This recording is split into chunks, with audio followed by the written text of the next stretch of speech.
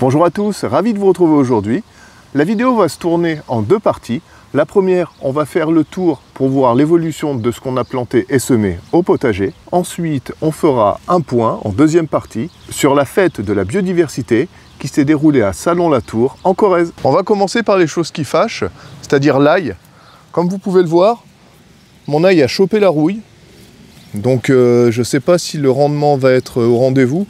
Je suis quasiment sûr que non. Je vais avoir de toutes petites têtes d'ail. On va le laisser quand même malgré tout. Et puis on verra bien ce qu'on récoltera. En revanche, je vais vous montrer la différence avec l'ail éléphant. L'ail éléphant se porte impeccable, hein. Il n'est pas sujet aux maladies. Il est toujours d'un vert impeccable. Il est en pleine forme. C'est pour ça que je l'avais planté à côté de l'ail classique. C'est pour vous montrer que si l'ail normal attrape la maladie, l'ail éléphant, lui, par contre, ne bouge pas d'un pouce. On va passer dans le coin maintenant, juste à côté, oignons et échalotes. Bon, eh bien, les échalotes, elles sont en pleine forme. Elles vont pouvoir arriver à terme. Elles sont pas malades. Elles poussent très très bien. On va s'occuper de tout ça, faire un petit désherbage manuel de temps en temps. Et puis ça va aller au bout. À cet endroit, c'est l'oignon jaune et l'oignon rouge. Bon, il n'est pas encore en fin de culture, il y a encore un peu de temps, hein, vers juillet, je pense, pour les récolter, le temps que les fans fanent. Contrairement à l'oignon blanc qu'on avait planté au mois d'octobre, celui-ci, on le récolte. Il est plutôt pas mal. On en récolte déjà depuis un bon mois. C'est pour ça que le rang commence un petit peu à s'amoindrir. Mais je suis plutôt satisfait. À cet endroit, ce sont les aubergines. J'avais fait quelques plantations d'aubergines.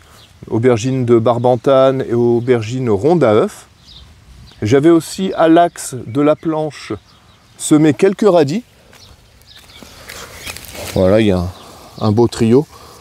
Ça, c'est une valeur sûre, hein, c'est facile, hein. N'hésitez pas à semer des radis là où vous avez un peu de place. Ça vous permettra d'avoir des récoltes rapides et faciles et d'avoir du légume. Donc ça, il y en a qui sont jolis, hein. Ça, c'est du radis de compétition. Bon, là, on a une taupe qui s'est baladée. Elle cherche des vers et des petites bestioles à se nourrir. Bon, c'est pas bien grave. On peut quand même ramasser des légumes. C'est ça aussi la biodiversité au potager. C'est qu'on accueille des taupes. Nous sommes devant nos rangs de carottes qu'on avait semées au mois de février. Il y a quand même un petit moment. Elles sont superbes, hein. On les a bien éclaircies. J'avais montré dans une vidéo précédente la façon dont je procédais pour les éclaircir. Elles sont nickel. Au milieu, il y a toujours les carottes de Tilk et les nantaises de part et d'autre. Là aussi, je suis assez content. Je maintiens un arrosage et une humidité constante. Et puis, ça va rouler jusqu'aux carottes râpées, je pense. Là, on est sur nos rangs de haricots qu'on avait mis juste après les poireaux qu'on avait récoltés. En tête de planche, j'ai quelques échalotes qui sont un peu moins bien développées que les autres, mais qui sont déjà pas mal.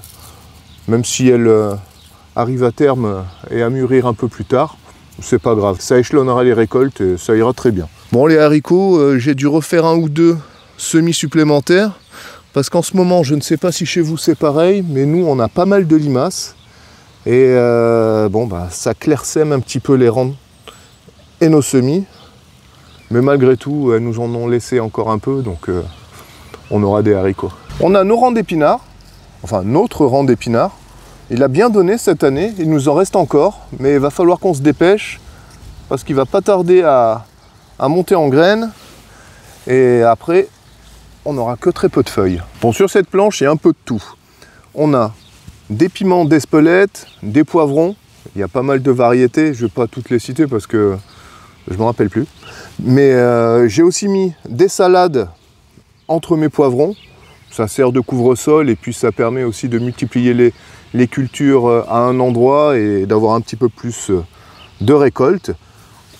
Une salade pour ce soir? Allez. Hop. Une petite salade pour ce soir. On a quelques piments qui sont en train de se former.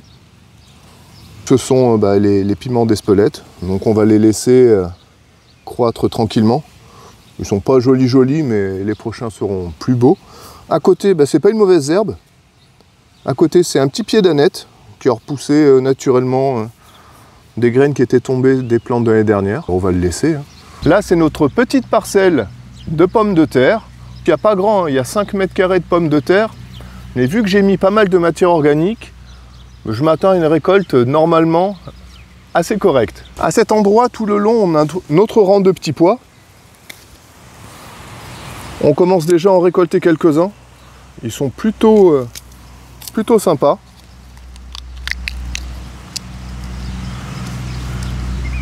Ça, c'est des bonbons au potager. T'en veux? Tiens. Je vais vous montrer aussi mes 2 pieds de chayotte. Donc c'est les pieds de chayotte qu'on avait mis en hivernage, qui commencent à bien se développer. Ce sont des vivaces. Avec un bon hivernage, on peut les garder donc d'une année sur l'autre. Elles vont monter le long du grillage. Donc j'en ai une de ce côté-là et j'en ai une autre de l'autre côté, un peu plus en avance, qui va aussi monter le long du grillage. J'ai aussi mes petites morelles de Balbis qui sont ici. Alors je les manipule avec précaution. Voilà, je les enroule. Alors c'est compliqué pour enrouler les morelles autour du tuteur parce qu'elles sont... Voilà. Elles sont un petit peu piquantes. On peut voir que la chayotte, alors ça c'est pas très courant, mais on peut voir que la chayotte s'est pris d'amour de la morelle. Là vous pouvez vous apercevoir que la morelle est une solanacée et on peut voir que la fleur ressemble trait pour trait à celle de la pomme de terre. Donc on va avoir quelques belles grappes de morelle. Là c'est notre petit rang de fèves qu'on avait semé au mois de février, en même temps que les petits pois. Ils sont plutôt pas mal. Je vais vous montrer. Là, on a quelques gousses qui commencent à se former tout le long. Bon, elles ne sont pas encore prêtes. Normalement, elles vont faire... elles doivent dépasser ma main en longueur et faire 3-4 fois encore leur diamètre. Mais il y en a un peu partout. Il y en a qui sont un petit peu plus développés que d'autres. Et ce qui est sympa cette année, c'est que j'ai aucune attaque de pucerons sur mes fèves. C'est suffisamment rare pour le souligner, parce que d'habitude, elles sont noires de pucerons. Mais cette année, j'ai de la chance. J'ai pas un puceron sur mes fèves, alors j'espère une bonne récolte aussi. Derrière mes fèves, j'ai un rang de pommes de terre vitelotte. Donc c'est de la petite pomme de terre violette, qu'on appelle aussi la truffe de Chine. Donc j'en ai mis un rang, et puis lorsque mes fèves seront passées, que j'aurai tout récolté, je couperai toutes mes fèves et je m'en servirai de paillage pour mettre au pied de mes pommes de terre. À cet endroit, c'est la parcelle des tomates, mais pas que. On a mis aussi quelques courgettes de part et d'autre. Là, on a mis un pied de concombre, là-bas un pied de pastèque, derrière moi un autre pied de courgettes, ici un pied de concombre. On leur a laissé un peu d'espace, même si je sais que d'ici quelques temps, ils vont recouvrir toute cette surface. Mais c'est plutôt pas mal. On a mis 6 pieds de courgettes, 6 pieds de concombre, 2 pieds de melon, 2 pieds de pastèque et d'autres choses. On a même tenté des expériences et je vais vous montrer. Ici, on a tenté une expérience qui avait... on a retenté l'expérience qui avait bien fonctionné l'an passé. On a mis un pied de concombre et un pied de tournesol. Le tournesol va servir de tuteur et j'enroulerai le concombre autour du tournesol. Enfin, ça c'est dans mes rêves, mais je l'ai fait à 2 endroits. On verra au cours de la saison si ça fonctionne. Alors là, c'est pas évident, mais c'est un petit pied de patate douce. Il y en a un deuxième ici, un troisième là. En fait, j'en ai mis 6 sur cette bande. Pareil, on va voir si ça fonctionne. Si cette année, j'ai un peu de rendement. Parce que l'année dernière, je n'ai eu que des racines, mais pas de tubercules formés pour pouvoir les consommer. On verra si cette année ça fonctionne. J'ai même pas parlé des tomates. J'ai parlé des tomates quand même. J'ai aussi les petits pieds de tomates qu'on a plantés il n'y a pas si longtemps que ça. Ils se développent plutôt bien. Je les ai pas encore attachés ni entortillés autour des tuteurs. Je laisse un peu encore le temps et le vent de les renforcer. Et puis après, je les guiderai correctement. Et puis on fera une vidéo aussi sur la la taille ou la pas taille des tomates. Bon, on a fait notre petit tour de potager. Ça se déroule quand même pas trop mal, hormis 2-3 bricoles et 2-3 imprévus. Bon, c'est comme ça, on peut pas tout réussir au potager. Moi, j'y arrive pas. J'essaye pourtant, mais c'est compliqué. Cette deuxième partie, on va parler de la fête de la biodiversité qui s'est déroulée donc à Salon-la-Tour, en Corrèze. Donc nous, du 87, on est descendu voir nos voisins du 19. On a été accueillis de façon parfaite dans leur belle commune. Dans les conférences, on avait Damien Descartes avec la biodiversité au jardin. On avait aussi Hervé Covès avec Vivre en temps incertain, ce que la nature peut nous apprendre, ainsi que Andy Williams, l'importance de l'effet de bordure dans les écosystèmes. Il y avait aussi différents stands, les croqueurs de pommes, Pépinière Galilée, le Jardin des Merveilles, la graine indocile, Fée des Racines, Terra Loca, le groupe mammalogique et herpétologique du Limousin, Augustin le Maraîcher et une exposition sur les rapaces. J'aurais bien aimé discuter avec tout le monde, plus en longueur, mais ils étaient venus surtout pour travailler. Et le travail était impeccable, leur plan était magnifique. On a pu en picorer à gauche et à droite, se faire un beau petit panier. D'autant plus que le lendemain, le 25, c'était la fête des mères, donc on a pu offrir de magnifiques plans à nos mamans. De toute façon, toutes les personnes qui étaient présentes à cette fête de la biodiversité, je les mettrai dans la description. N'hésitez pas, ce sera un petit peu plus détaillé. Allez acheter quelques plantes, commandez, renseignez-vous. Vous verrez, vous ne serez pas déçus par la qualité de leur travail. Bon, j'ai quand même eu le plaisir d'échanger quelques mots avec le Jardin des Merveilles. On a acheté quelques plants, j'ai même acheté un arbre fruitier, je vais vous le montrer. J'ai acheté un arbre à faisan. C'est un arbre fruitier qui fait de très belles fleurs et de petits fruits qui ont un goût de caramel.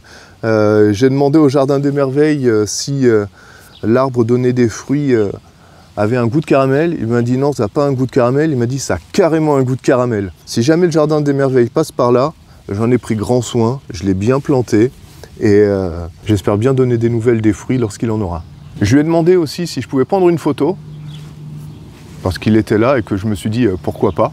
Donc je vous affiche, on a pris une photo tous les deux. On est sur notre 31, on est magnifique. J'avais aussi le livre de Damien Descartes sur permaculture au jardin. Bon, il a aussi fait d'autres ouvrages, hein. Allez voir, je vous mettrai de toute façon le lien dans la description aussi. Comme il était là, j'ai demandé ma dédicace. Donc j'ai eu droit à salut, salut, merci et joyeux jardinage, Damien. Donc ça fait toujours plaisir. J'aurais bien voulu lui demander aussi une photo et eh bien je l'ai fait. Donc je vous montre aussi, j'ai une photo avec Damien Descartes, on est aussi magnifique.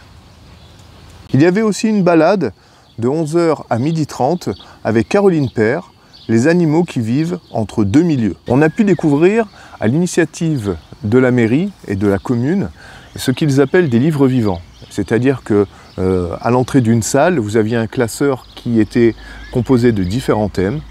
Vous pouviez en choisir un.